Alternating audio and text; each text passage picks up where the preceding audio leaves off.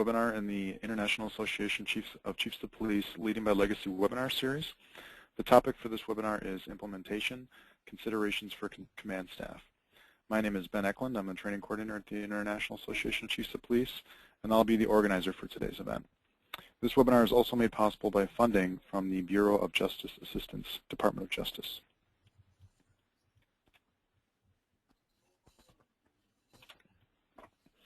Our panelist today is Lieutenant Adam Weingartner from the Ottawa Police Department in Ottawa, Kansas. Adam has over 16 years of law enforcement experience, and he's been serving as a lieutenant since March of 2009.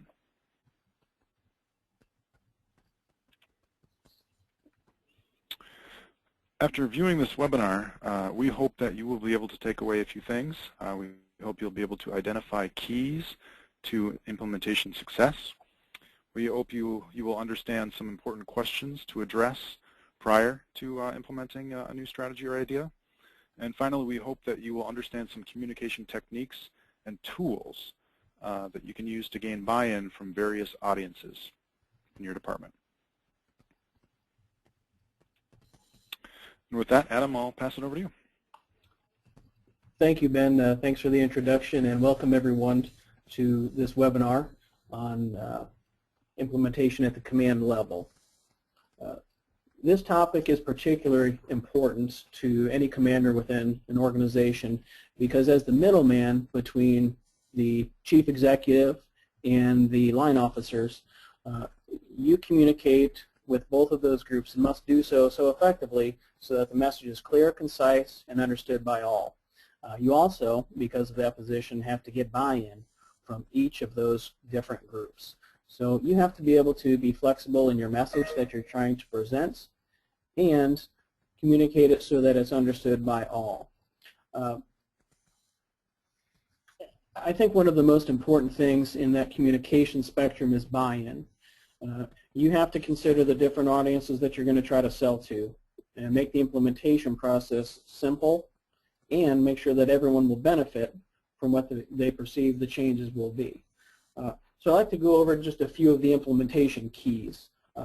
Particularly some of the points that we'll be going over have been taught by the Leading by Legacy seminar. And if anyone's viewing this that hasn't had the opportunity to attend this session, I recommend highly that you try to seek this training out and attend one of the sessions. If not, the IACP website and the Leading by Legacy tab has some excellent information and other webinars by presenters that will help bring everything that we're going to talk about today together and make you as a commander much more successful on this. A couple of the implementation keys I'd like to go over are ensuring that whatever you're trying to accomplish fits in with your mission and vision statements. One of the major topics we learn in Leading by Legacy is that you have to have mission or vision statements in order to steer your organization in the direction you want it to go. Think of it as the person commanding your ship. You know, somebody's got to steer it, and that mission and vision statement will help you do that. It'll help you as the individual leader or the department and the community recognize where you want your organization to go. And while that may seem like a broad statement right now, it will become a little bit clearer as we go on in the webinar and we identify one particular topic that we're going to talk about. The things we talk about today can cover a vast spectrum of things you try to implement, and we're just going to break it down into one thing today to kind of put stuff in a little bit of perspective. I think we can all agree that small changes within an organization don't require a lot of two-way communication. However, a large project and something that this model might be used for, you're going to want to have that communication work well. The purpose of the webinar is that we'll assume the changes that will be affected in the organization will require a lot of back and forth dialogue, and because of that, we're going to give you some tools to help you along the way. Educate those affected and aggressively seek their input along the way. As the commander, like I said earlier, you talk both ways. You talk to the chief, you talk to the line officers, the patrol officers. Then you have to deliver that message either way. You have to deliver the message to the chief from the officers and vice versa. You have to go back down that chain and go the way. So you have to aggressively seek those people's input who are going to be affected by the decisions made along the way. And because of that, you have to allow for modifications to, as a allow for modifications to the project as it progresses. While you try to think of every possible scenario that may go right or wrong with whatever you're trying to implement, there's always something you're going to encounter along the way that you've forgotten or is affected by other things that you haven't thought about. And sometimes it looks really good on paper, but in the implementation process, you forgot a couple steps. So along the way, make sure you adjust and modify.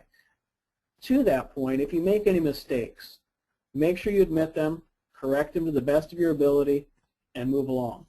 I guarantee from the officers and of course from your command or your chief, if you can readily admit your mistakes, overcome them by seeking their feedback and then getting their buy-in, you'll be much more successful as you achieve your goal.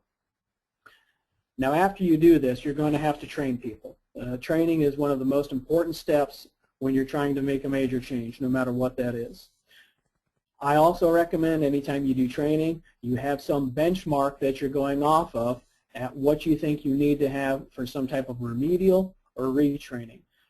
It's just so critical that you go back and cover topics again that may have not first been understood by some of the line officers, or if it's a change, let's say, with a budget, something that's going to cost your organization more money. You've got to set a benchmark so that you can go back to your chief executive and say, we did achieve the goals we set out in our implementation process, and here's the data to support that. And that may be 2 months out, 6 months out, or a year out. And again, a little bit later, I'll show you some other things that we have that will help you along those ways and keep you on task with that. The next thing I'd like to talk about are some implementation questions. On the previous slide, we covered some very broad spectrum things. Now you're going to kind of isolate down what idea you're trying to accomplish. It's important along the way to identify specifically what you are trying to do. So number one, what are we trying to accomplish? Is there something we need to resolve? Is there something that needs correcting, or do we just have to make a change? This is where you have to really concentrate on the communication from bottom up and top down. And what I mean by that is you may have some mandates given to you by your chief that you now have to work into your patrol officers. So you're going to have to provide details and communication from the top down to make that work. Conversely, if the patrol staff makes a recommendation that you have to present to your chief executive, well, now you've got to build that up and make sure you can communicate up that chain. So clearly identify what we want to accomplish, resolve, correct, or change. Now, one of the factors that I've run into, and no more in our times now with budget crunches and loss of revenue, is what is our current situation? We have many good ideas that may not be the right time to do. And what I'd like you to consider is many of those factors that you talk about on an everyday basis. Timing is everything. And to be successful, timing may be one of our most important considerations as we go along in this. Some of the factors to consider during this are personnel. Do we have unfilled positions because of budget cuts? Do we anticipate having a high number of officers retire over the next few months that could impact the schedule or our changes that we want to do?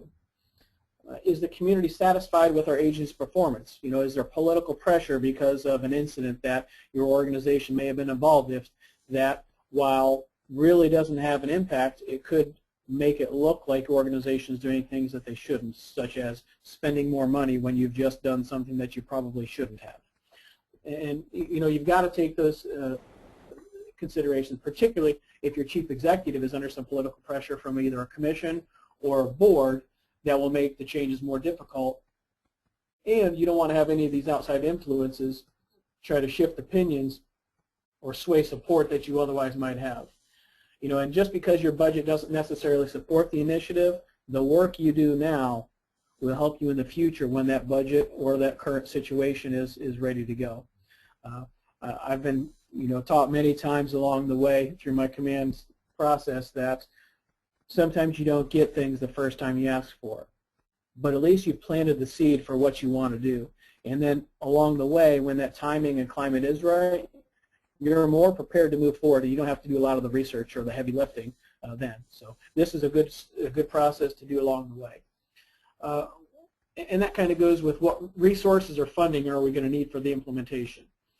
If the funding's not there, this is the time to do your research, do your fact checking, and be prepared.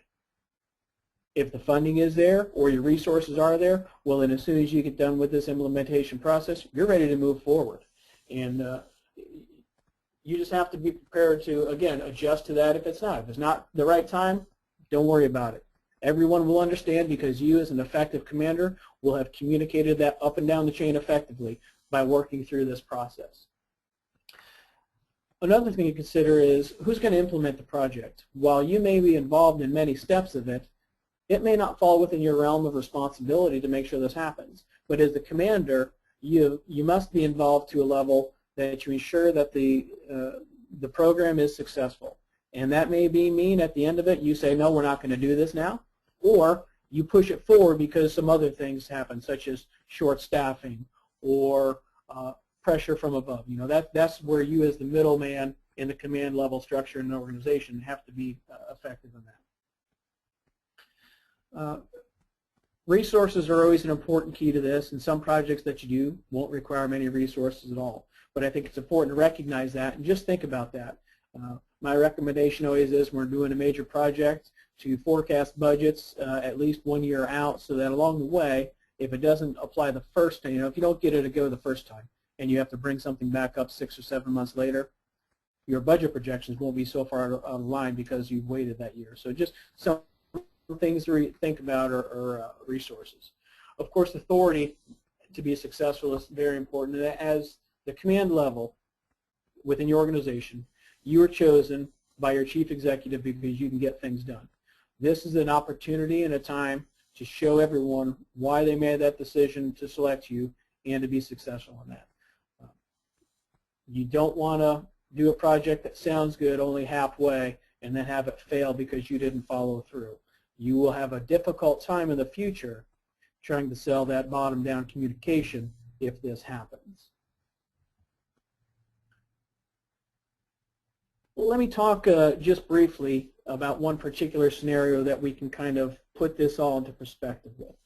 Each one of the slides we've progressed to a little bit more specific idea or scenario. So here's one just to kind of discuss.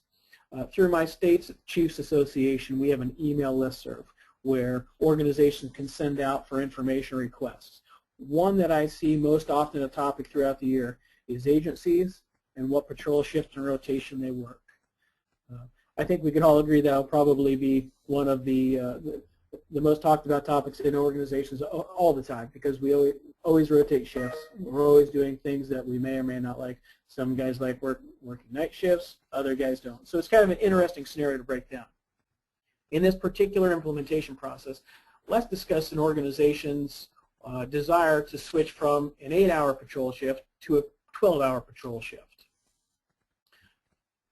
From a command perspective, this is something that requires a lot of input and a lot of planning to try to implement. It seems pretty easy on face value, but based on how you set up, could really impact other people's lives. Excuse me. Obviously, before we do anything, we want to make sure that we consult with the chief. The executive's got to have your support in order to make changes like this. It impacts from top down, and we need to do that. One of the ways we can effectively communicate that is by using what's called a message box. And up on the screen, you'll see an example of that. What the message boxes help you do is put some ideas on paper to guide what you're going to do. And you can see here our message is this: a committee of patrol officers recommends moving to a 12-hour patrol schedule. So for instance, in this example, your group of officers has approached you about the desire to switch to this schedule. Some of the questions automatically that come up, well, why do you guys want to do this? Well, maybe the department will save overtime, increase coverage, and improve time off quality. You know, then you're going, okay, well, that sounds really good, but how are we going to do this? We talked about benchmarks a little earlier, and I think this is one good example of that. If you get buy-in from all of the levels of this, from the line officer to the executive, your benchmark might be, well, let's try this out. We'll set an evaluation date of 90 days, and we'll reassess from there. And during that 90 days, you have to keep track of what's been improved and what hasn't been improved to ensure that this met the implementation process that you're doing. And of course, within that, some additional considerations would be budget, timing, and if there's going to be any training that's required. One good thing about that listserv that I discussed just a minute ago is you can get examples from other organizations. Has there been an agency your size that's done a similar evaluation? You could also contact your human resources departments or your city hall staff if available to maybe find out if there's any work comp data on accidents by increasing the hours that shifts are worked in the day. You don't have to do all this. You can send this back to your committee with some assignments to bring this research to you so that when you do bring this up to the chief executive, you're ready with some of those answers. And that's a good way to, again, have their buy-in. If they're willing to go out and do that research for you, they're going to support the decisions that are made. And they'll probably do a really good job getting that packet prepared to make to your chief for the presentation.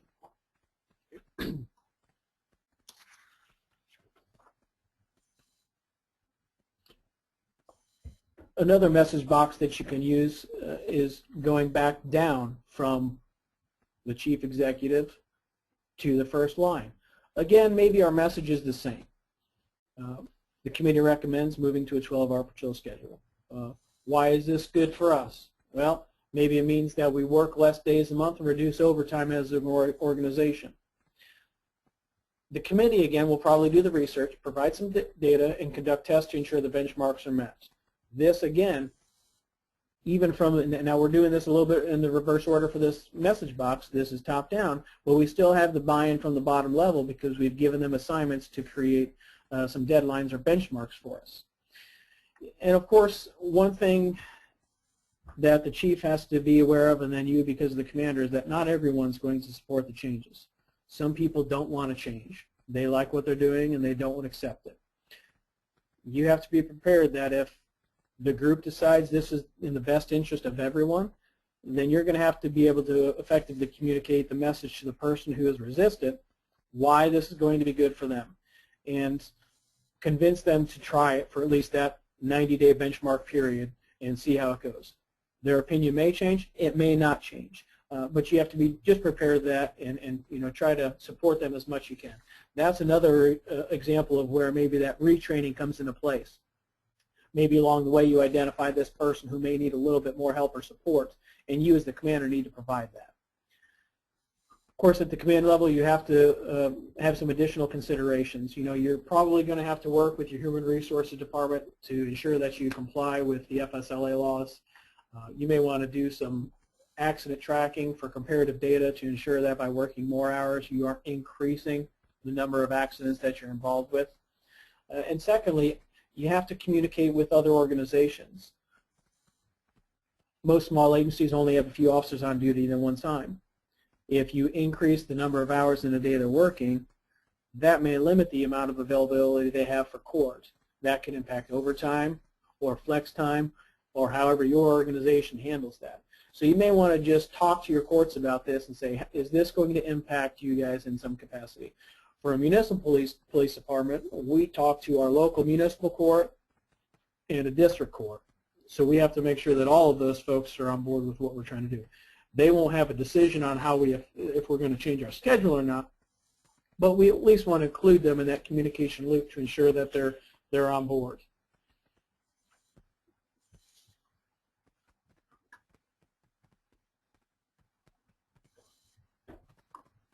If you aren't familiar with the message boxes, I just want to make sure I refer you back to the website to get some information on that. It's a really useful tool for many of the things that I've been involved with, and just having that template really helps you through that. What I'd like to do is just go over some conclusions in this and hope that you are able to follow along just a little bit on what we're talking about, even in our narrow spectrum of that patrol shift change. You have to remember your implementation keys and questions. It's important along the way that you use those as your guide to fall back on. They will help guide the process and ensure that you are successful no matter if it's the right time or it's going to be a time to hold off for the implementation. The authority to accomplish the task at hand is always important. At your level, you should have the command and authority to accomplish whatever assignment you're trying to. And this gives you some really good opportunities with that authority to make sure your folks are leading up. You have, as a commander, a responsibility to develop your staff that's below you at the line level. Tasks such as this and using the message boxes and the implementation process help you lead up with those officers. It identifies opportunities for your organization to bring to the chief to try to make your job easier and a department better. Conversely, as the commander, if it's a mandate from above, this gives you an excellent opportunity to demonstrate your followership to the organization's mission and vision statements. Along this whole process, you must communicate effectively to gain buy-in from all levels. And I think now, once you see the conclusion, you see how this message dialogue box and implementation process comes all back around. It starts with a conversation, and all the way through you leading as a commander, both up and down the chain, by leading up and then by demonstrating good followership, you complete this circle of your command level decisions during the implementation process. I thank you for listening to this webinar. I hope you receive some good points that will help you along the way, and good luck in any implementations that you may try to do. All right, great. Thank you, Adam. That concludes our presentation today. I do want to thank our panelist, Lieutenant Adam Weingartner.